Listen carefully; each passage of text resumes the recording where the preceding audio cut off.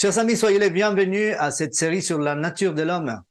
Et le sujet d'aujourd'hui, l'hébreu de l'âme, la thérapie du pardon. Donc on va voir que le pardon, c'est une thérapie, c'est plus qu'un devoir, c'est une nécessité de notre âme. Et je donne aussi la bienvenue à Itamar qui nous accompagne aujourd'hui. Bonjour et bienvenue à tous. Bienvenue aussi à tous ceux qui nous accompagnent en ligne pour l'enregistrement de cette vidéo et qui enrichissent le sujet avec leurs questions et leurs commentaires. Et puis, voilà, par la même occasion, si vous avez envie de partager avec nous et d'assister à l'enregistrement de ces vidéos, vous pouvez le faire. N'hésitez pas à nous contacter à travers notre site internet ou à travers la chaîne YouTube. On prendra contact avec vous, on vous fournira le lien et les codes pour que vous puissiez vous connecter et éventuellement poser vos questions en direct ou faire vos commentaires. Et puis la semaine dernière, on a vu un sujet sur la psychanalyse. C'est un sujet, oui, j'avoue, un peu technique et on n'a pas eu autant d'audience que sur les autres sujets. Je comprends que c'est un peu fastidieux parce que c'était un peu technique, mais c'est extrêmement important pour pouvoir comprendre la suite des sujets qu'on va présenter. Et le sujet était justement les mécanismes de défense. Oui, ce sont des mécanismes qu'on met en place pour éviter les conflits. Et puis aujourd'hui, on va traiter en détail un aspect important, c'est le pardon. Cette histoire de pardon, c'est vraiment, il faut prendre le décor. Et alors, le pardon, c'est quelque chose de très important pour la santé mentale et physique. Il y a des personnes qui arrivent même à avoir des gros problèmes de santé physique, donc problèmes inflammatoires, des cancers, parce que ça arrive aussi, des problèmes neurologiques, etc., etc., des problèmes musculaires et d'autres. Et tout ça, c'est dû comment dire, rancune? Non. À la rancune. Oui. Et tout ça, c'est dû à la rancune. Parce que la rancune, c'est comme un monstre qui nous torture, donc c'est un bourreau, qui nous torture de l'intérieur et qui nous range de l'intérieur et finit par détruire notre vie. Donc, avant ça, on va lire un texte qui parle d'une jeune femme. Il a beaucoup de rancune et de haine pour ses parents. Donc, on va voir ce que dit Ellen White à ce propos. Et on trouve ça dans le tome numéro 2 des Mind, Character and Personality. Ça, c'est la référence en anglais. Et nous avons traduit ce texte par nos soins. Vous avez un travail spécial à faire qui est de confesser humblement votre comportement irrespectueux envers vos parents. Il n'y a aucune raison pour que de tels sentiments contre nature envers eux se manifestent en vous. C'est une attitude totalement satanique et vous vous y êtes donné parce que votre mère ne vous a pas puni pour votre comportement. Vos sentiments ne se limitent pas à une antipathie évidente, à un manque de respect décidé, mais on atteint le ressentiment et la méchanceté, l'envie et la jalousie manifestées dans leurs actions qui vous ont causé souffrance et privation. Vous n'avez pas l'intention de leur apporter du bonheur ni même du réconfort. Vos sentiments sont immuables. Parfois votre cœur s'adoucit, mais quand il voit quelque faute en eux, il se ferme fermement et les anges ne peuvent introduire en lui aucun sentiment d'amour. C'est une âme complètement fermée. Donc, c'est une personne qui est vraiment dans une souffrance, elle est prisonnière de ses propres sentiments et de ses propres émotions. Donc, et la suite dans le paragraphe suivant. Un démon maléfique vous domine, vous haïssez et vous êtes haineuse. Dieu a pris note de vos paroles irrespectueuses, de vos actes inconsidérés envers vos parents qu'il vous a commandé d'honorer, et si vous ne voyez pas ce grand péché et ne vous repentez pas, vous sombrerez dans de plus grandes ténèbres jusqu'à ce que vous soyez abandonnés à ces mauvaises voies. Mhm. Donc voilà, là, c'est le cadre d'une personne qui est vraiment en train de basculer dans une situation très, très grave. On trouve aussi un autre texte qui parle de ce même sujet. On trouve dans le tome 2 de Mind, Character and Personality, page 529 en anglais, puis on a fait la traduction nous-mêmes. Quel dommage de voir les enfants de parents craignant Dieu, indomptables et désobéissants, ingrats et imbus d'eux-mêmes, déterminés à toujours arriver à leur fin, indifférents aux inconvénients et aux chagrins qu'ils causent à leurs parents. Satan prend plaisir à gérer le cœur des enfants Et s'il est autorisé à le faire, il leur inculquera son esprit haineux. Il y a un grand problème, en fait, ce qu'on disait dans le sujet en espagnol, c'est que la société d'aujourd'hui, elle a un besoin urgent de faire un retour vers le sacré. Mais le sacré, c'est pas réservé au domaine spirituel, religieux. C'est le sacré dans l'essence elle-même. C'est-à-dire que là, on peut penser, par exemple, l'État, c'est sacré, l'école, c'est sacré, la police, c'est sacré. C'est qu'aujourd'hui, on a la société n'hésite pas, par exemple, à s'attaquer aux institutions. Bah, même à l'école et aux professeurs. Les professeurs, ça devrait être Qui, sacré. bah oui, parce que ce sont des Ouais. personnes qui leur enseignent les choses. Bah oui, ils ont un rôle super important. Et les parents sont aussi sacrés. Et en fait, tout le mal, il vient du fait que la société d'aujourd'hui a perdu la notion des sacralités du rôle des parents. En fait, les parents, ils ont un rôle super important, qui est un rôle, bon, malheureusement, ils ne le remplissent pas tous. Il y en a qui le font pas. Mais dont l'essentiel est un rôle super important et qui est sacré. Et aujourd'hui, ce respect-là, il n'y en a plus. C'est pour ça que la jeunesse de nos jours est un peu déboussolée et un peu perdue et il part dans les excès, la violence, etc. Au sujet de la haine et la vengeance, qu'est-ce qu'on peut dire? C'est un paragraphe qu'on trouve dans le livre, le tome numéro 2 des Mind, Character and Personality, page 529, paragraphe 2. Personne ne peut haïr son frère, pas même son ennemi, sans être condamné. Ouais. Cette histoire de condamnation, ça va au-delà de l'aspect spirituel qui est extrêmement important et vital. C'est que la condamnation, elle a des effets immédiats. C'est des effets qu'on va vivre tout de suite. Et dans notre esprit, mais aussi dans notre corps. Et au sujet de la vengeance, le paragraphe suivant. Rappelez-vous qu'un discours vindicatif ne fait jamais sentir à une personne qu'il a remporté une victoire.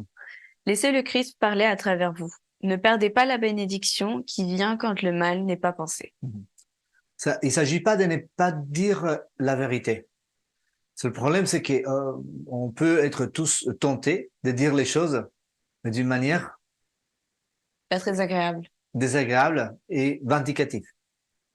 Et c'est ça le problème. Moi, je suis aussi sujet à ces problèmes-là. Et je dois faire un travail encore au moi parce que j'identifie quand j'ai lu ce texte, j'ai dit, tiens, ce texte, il est pour moi. Il est pour moi parce que ça m'arrive effectivement d'avoir des bonnes réponses, mais c'est des claques. Et en fait, j'ai fait l'analogie des lots. Les pousses, les gens plantent, ils ont besoin d'eau pour vivre. Et l'eau les fait pousser, les fait grandir. Et la grêle, c'est de l'eau. C'est de l'eau. Mais pourquoi la grêle détruit les gens poussent? Pourquoi Car elle détruire est les gens trop plantent? dure. Parce qu'elle est trop dure. En fait, c'est ça. En fait, il s'agit pas de cacher la vérité. Il s'agit de la présenter d'une manière constructive.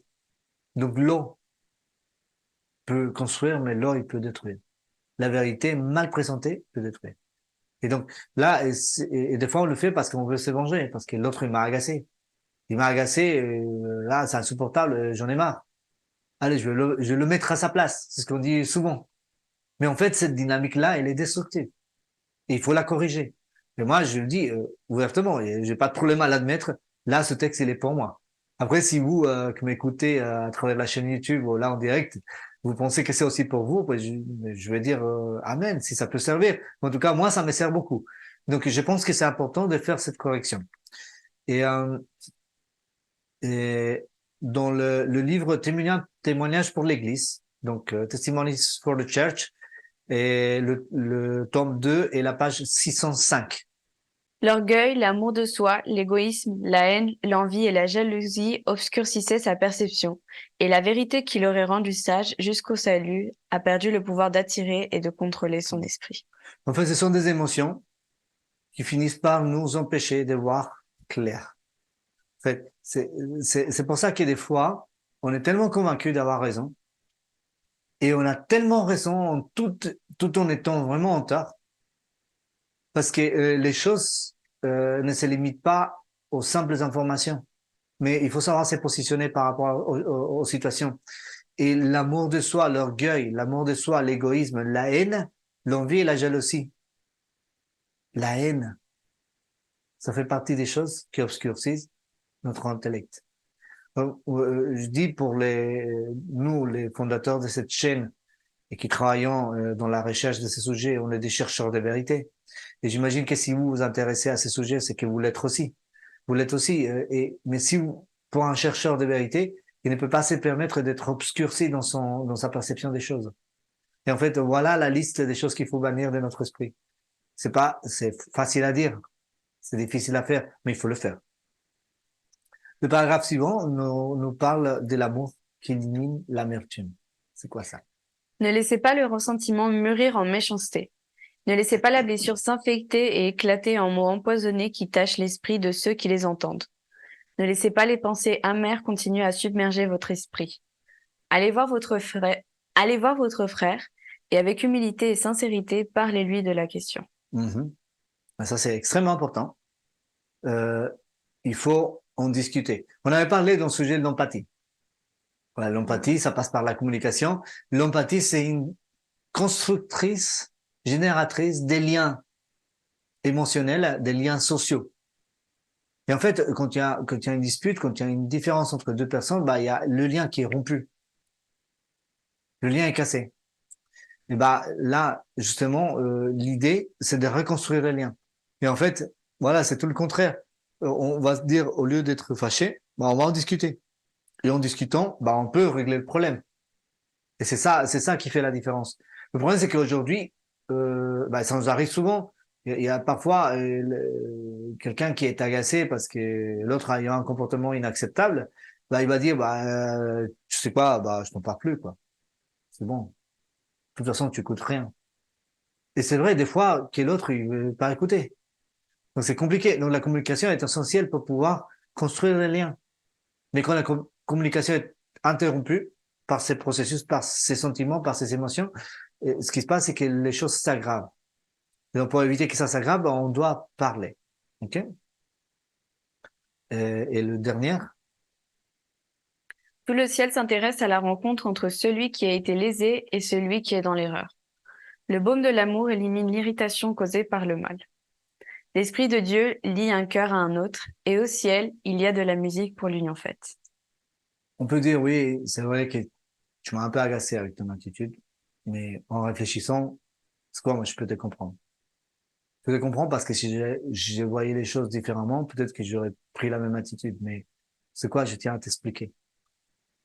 Je pense que tu as tort parce que ça et ça et ça. Peut-être que tu n'avais pas considéré ou tu n'étais pas aperçu de tel et tel aspect de la situation. En fait, dit comme ça construit plus de liens. Parce que déjà, il n'y a pas de jugement. Je pense que j'aurais fait pareil. Mais tiens, je te donne l'élément qui manque. Est-ce que tu es d'accord avec moi? Et donc là, le lien, il peut se reconstruire. Donc ça, c'est important. Et puis, dans les aspects, si on parle des aspects spirituels de la chose, effectivement, c'est l'œuvre de Dieu de construire des liens entre les êtres humains. Et là, il y a l'image que je voulais partager avec vous. Je trouve super mignon. Et là, le loup, il est surpris. Il a plus d'arguments, quoi. OK? Donc, on va lire ce texte qu'on trouve dans le tome 2 des Mind, Character and Personality, de Ellen White, en anglais. On a fait la traduction nous-mêmes. Page 529 et paragraphe 7. Ce ne sont pas la position mondaine, la naissance, la nationalité ou les privilèges religieux qui prouvent que nous sommes membres de la famille de Dieu. C'est l'amour, un amour qui embrasse toute l'humanité. Même les pécheurs dont le cœur n'est pas hermétiquement scellé à l'Esprit de Dieu répondent à la bonté. Tout comme vous pouvez répondre à la haine par la haine, vous correspondrez aussi à l'amour par l'amour. Seul l'Esprit de Dieu rend de l'amour contre de la haine. Être gentil avec les ingrats et les mauvais, faire le bien sans attendre de récompense est l'insigne de la royauté du ciel. Le signe certain par lequel les enfants du Très-Haut révèlent leur haute vocation. Et là, il y a une vérité vraiment absolue. On peut pas faire ça par nous-mêmes. C'est impossible. C'est incompréhensible. On peut pas faire le bien si on est habitué à répondre mal par mal. Œil par œil et dent pour dent. Exactement. Là, on va rentrer dans le texte des fonds. Tout ce qu'on a vu, en fait, c'est extrêmement important. Mais en fait, le vrai sujet d'aujourd'hui, c'est ces deux textes qu'on va lire par la suite. C'est une parabole qu'on trouve dans le chapitre 18 de l'évangile de Matthieu. C'est pourquoi le royaume des cieux est semblable à un roi qui voulut faire rendre compte à ses serviteurs. Quand il se mit à compter, on lui en amena un qui devait 10 000 talents. Comme il n'avait pas de quoi payer, son maître ordonna qu'il fût vendu, lui, sa femme, ses enfants et tout ce qu'il avait, et que la dette fût acquittée. Le serviteur, se jetant à terre, se prosterna devant lui et dit, Seigneur, aie patience envers moi et je te paierai tout. Ému de compassion, le maître de ce serviteur le laissa aller et lui remit la dette. Mhm. Il a remis la dette. Alors, on a fait le calcul et dans le sujet en espagnol, on avait Ivan, il nous avait donné le calcul, je pense qu'il a fait, mais je n'ai pas retenu le chiffre. Tu te rappelles, Itamar? En tout cas, c'était une somme faramineuse. C'était l'équivalent des 10 000 ans de travail, un truc comme ça. Bah, grosso modo, personne n'aurait le N'aurait pu moyen payer. de payer. En fait, quand il a demandé pitié, oui, je vais te payer tout, le roi, il savait, mais il va jamais payer, il pourra pas, c'est pas possible. Mais bon, allez, je vais être bon, je vais le laisser. Et en fait, il lui a remis la dette, ça veut dire qu'il lui a pardonné la dette. Et ça, c'est extrêmement important, parce que c'est le pardon. Il était plus redevable. C'est impressionnant. Et ce qui est le plus impressionnant, c'est ce qui suit dans l'histoire. Attention, c'est une parabole, et en fait, ça illustre bien la relation entre le pardon et la reconnaissance du pardon. Après qu'il fut sorti, ce serviteur rencontra un de ses compagnons qui lui devait 100 deniers. Il le saisit et l'étranglait en disant, Paie ce que tu me dois. Son compagnon, se jetant à terre, le suppliait, disant, Aie patience envers moi et je te paierai. Mais l'autre ne voulut pas, et il alla le jeter en prison jusqu'à ce qu'il eût payé ce qu'il lui devait. Ses compagnons, ayant vu ce qui était arrivé, furent profondément attristés, et ils allèrent raconter à leur maître tout ce qui s'était passé. Alors le maître fit appeler ce serviteur et lui dit, Méchant serviteur, je t'avais remis en entier ta dette parce que tu m'en avais supplié. Ne devais-tu pas aussi avoir pitié de ton compagnon comme j'ai eu pitié de toi? Et son maître, irrité, le livra au bourreau jusqu'à ce qu'il eût payé tout ce qu'il devait. C'est ainsi que mon Père céleste vous traitera si chacun de vous ne pardonne à son frère de tout son cœur. Ça, c'est important. Alors, il y a plusieurs réalités. Il y a une première réalité spirituelle qui est extrêmement profonde. C'est on bénéficiera pas vraiment du pardon de Dieu, à moins qu'on apprenne à pardonner. Et il y a aussi une autre réalité spirituelle, c'est que notre dette envers Dieu est énorme. Il y a beaucoup de personnes qui se croient très bons, qui croient qu'ils sont de la vertu en eux, qui sont parfaits. Ils croient que parce qu'ils sont une attitude spirituelle, ils vont avoir le droit direct au faveur de Dieu. Mais en fait, tout ça, c'est faux. Parce que la réalité, c'est que nous sommes pécheurs. Et si quelqu'un a des doutes par rapport aux conséquences de son péché, regardez le prix qui a été payé pour le racheter. C'est le prix de la mort du Fils de Dieu, la mort de Jésus sur la croix. Cette couronne d'épines, ces clous qui ont été plantés dans ses mains et ses pieds, la lance qui a été plantée entre ses côtes, toute cette souffrance, la croix, son sang versé pour nous.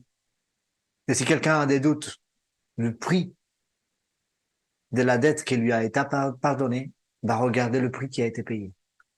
Et le problème, c'est que nous n'avons vraiment pas conscience de la valeur du pardon de Dieu. Et comme nous n'avons pas conscience, tout comme ce serviteur de l'histoire, de cette parabole, nous avons tendance à oublier qu'on a été pardonné, qu'on avait été pardonné. Et nous fermons notre cœur pour pardonner les autres.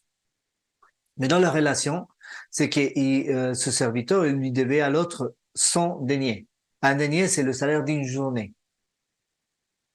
Donc, il a été pardonné de 10 000 ans de travail. Il n'a pas voulu pardonner l'autre pour 100 jours de travail. Vous voyez, la relation est très importante. Et donc, finalement, il a été, ça le point que je retiens le plus de cette histoire, il a été livré au Bourreau. Voilà. Et qu'est-ce qu'ils font les bourreaux? Eh ben, ils torturent et ils exécutent. Oui, c'est les deux tâches. Sauf que l'ordre ici, ce n'est pas C'est l'exécuter. torturer. C'est le torturer jusqu'à ce qu'il paye quoi? Tout ce qu'il doit. L'équivalent de 10 000 ans de travail. C'est qui ces bourreaux? Bah, à la fin, si nous n'avons pas la capacité de pardonner, on ne pourra pas bénéficier du pardon de Dieu. Donc voilà, on va se perdre, ça c'est clair. Mais il y a des bourreaux qui sont aussi à l'intérieur de notre esprit, qui nous tourmentent. En fait, la rancune, la haine, le ressentiment, tout ça, c'est des émotions, ce sont des émotions destructrices. Et si on les laisse prendre le pouvoir, le contrôle de notre vie, on ne sera jamais en paix. Et on va sombrer. On va sombrer dans un cachot où ces bourreaux, ils vont nous avoir à petit feu. Ils vont nous tuer à petit feu. Et c'est triste que ça arrive aux gens. Donc voilà, c'est une histoire et vous pourrez dire, oui, mais bon, ça, dans la vraie vie, qui est capable de pardonner, vraiment. Euh, j'ai deux exemples que je pourrais vous raconter. Le premier exemple, c'est un peu folklorique et un peu rigolo. C'est une dame qui vient consulter parce qu'elle a des problèmes inflammatoires systématiques.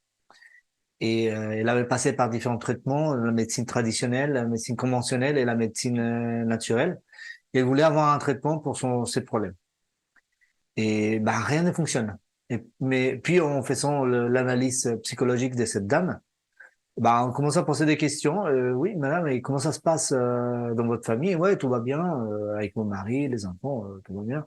Et votre voisinage, tout va bien? Ouais, tout va bien. Sauf la voisine. Je peux même pas y penser à elle. Ça me donne des frissons. Ah oui, comment ça? Ouais, parce que ça fait 8 ans. Elle m'a fait un truc horrible. Je lui pardonnerai jamais. Mais qu'est-ce que vous a fait? Bah, figurez-vous que j'avais une poule qui était mon animal de compagnie, que j'aimais beaucoup.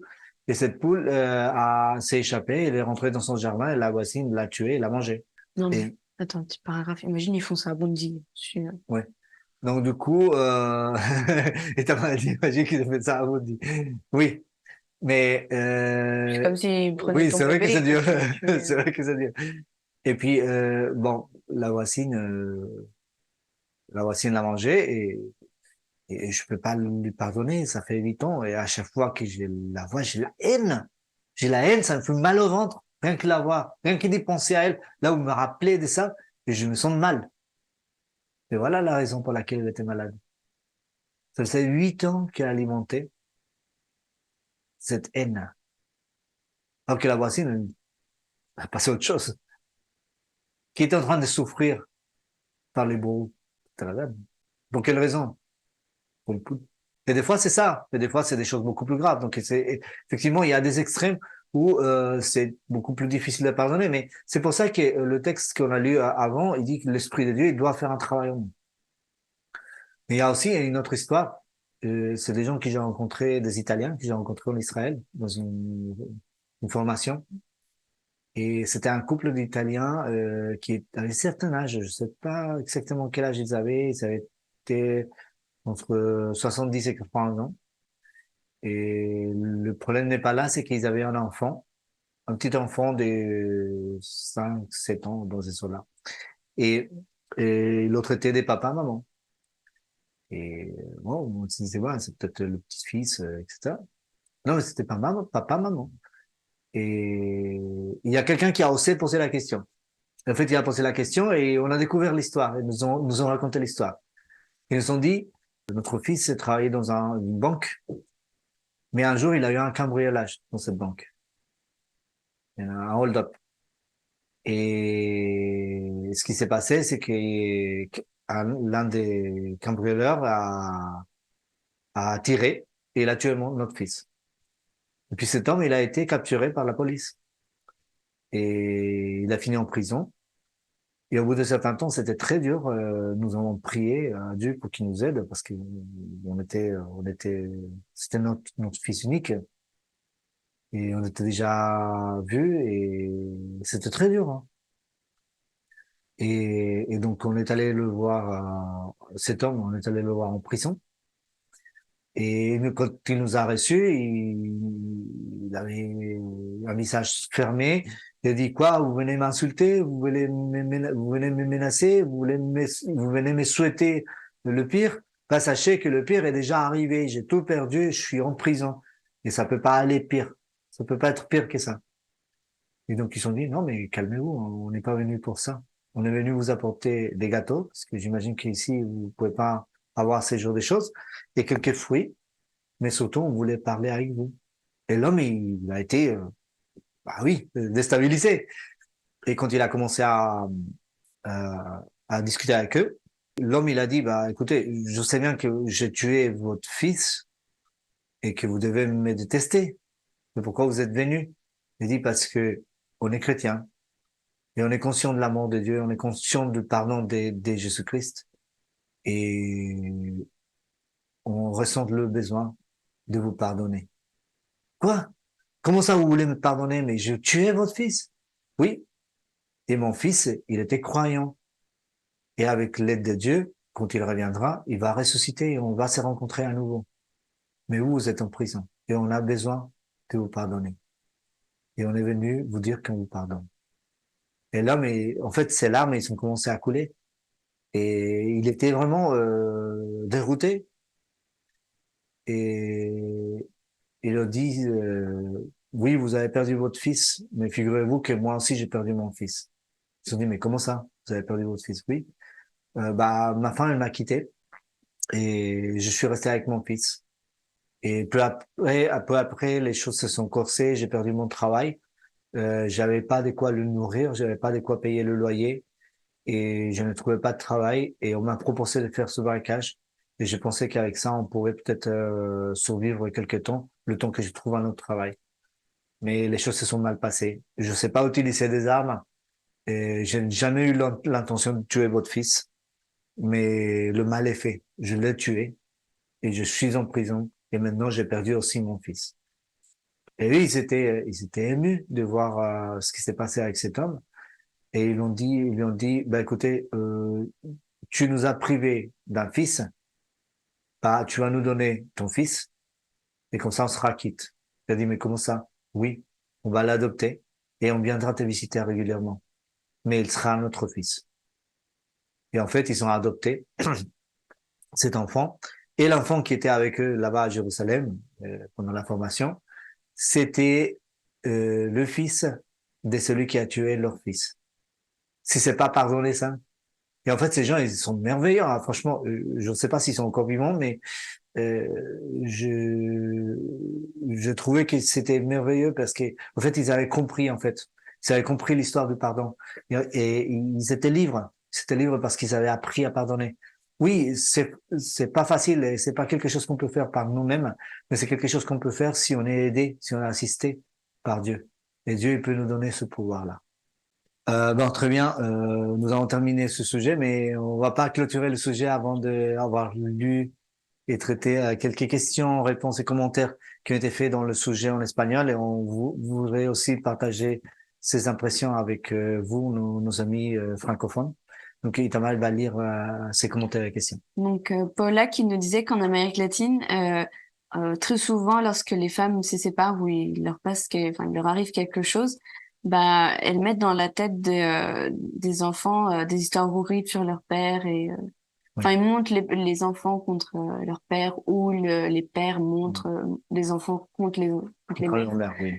Et donc, moi, j'avais fait un commentaire en disant que, bah, justement, en fait, c'est les parents qui se vengent de leur compagnon à travers les enfants. C'est un syndrome qui s'appelle syndrome de Médée. Oui, tout à fait. Donc, qui est avec l'histoire Pathologie, oui. ouais, de Jason et de Médée. Mhm. Et du coup, bah, Ivan avait fait le calcul. Et donc là, j'ai les chiffres exacts. C'est 110 000 années de travail. Oui, c'est la dette qui a été pardonnée en premier, c'est Oui, au ça? premier. C'est 110 000, 110 000 années de 110 000 travail. années de travail. Ouais, Voilà, c'est donc c'est quelque ouais, chose c'est d'impossible. beaucoup. Ouais. Et du coup, Doris avait dit aussi que dans le cas où la mère utilise les enfants pour se venger du père, on ne peut pas oublier qu'il y a des cas où les enfants sont réellement des Oui, victimes. tout à fait. Et bah, comme pour le viol, par exemple. Et qu'on peut pas forcément voir les signes. C'est très compliqué pour les magistrats et la police, les autorités en général, de pouvoir discerner quand il y a ce type de situation. Mais en fait, le conseil qu'on donne, c'est que parents, ne vous avisez pas d'utiliser vos enfants comme une arme contre votre conjoint. S'il vous plaît. Ne faites pas ça. Vous leur faites beaucoup de mal et vous serez responsable. Vous serez responsable pour ce mal. Mais effectivement, les magistrats, les policiers, ils ont du mal des fois, à pouvoir comprendre ce qui se passe vraiment. Et il y a des cas malheureusement assez fréquents que des innocents sont envoyés en prison sur des fausses accusations faites par des enfants. Donc ça, c'est voilà. Mais ça aussi, Eldoris c'est la raison de signaler cet aspect-là parce que ça nuit aux droits de l'enfant. Parce que en fait, les magistrats ils vont dire oui, on a su qu'après tant d'années, bah, finalement, c'était pas vrai. Et le parent, et donc la phase suivante, quand ils ont confronté à ça, ils peuvent être influencés pour ne pas tenir compte des dénonciations des enfants qui sont maltraités. Ouais. Alors que peut-être c'est des vrais cas de maltraitance. Donc, elle a raison de signaler cet aspect-là de la question. Mm. Ok, donc ça c'est un détail. Mais en tout cas, il faut savoir pardonner pour ne pas faire souffrir la famille. Quand on sait pas pardonner, quand on n'est pas capable de tourner la page et quand on n'est pas capable de tromper avec l'autre et avec nous-mêmes, les bourreaux, ils font leur travail. Ils sont très efficaces, hein, je vous assure. Mm. Ils sont très, très efficaces.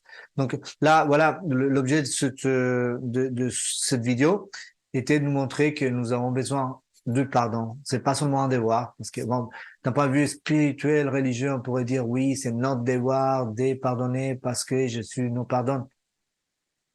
Ça, on le sait. Et on est tout à fait d'accord. On le sait, on est d'accord.